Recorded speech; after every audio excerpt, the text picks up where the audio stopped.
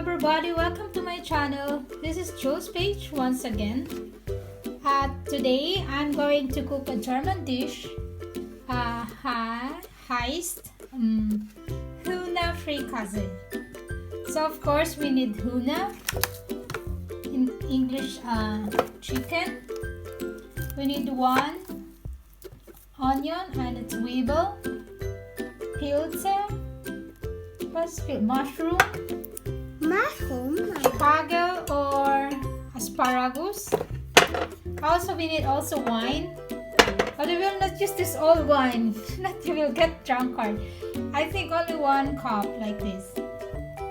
Okay, we will start to cook now.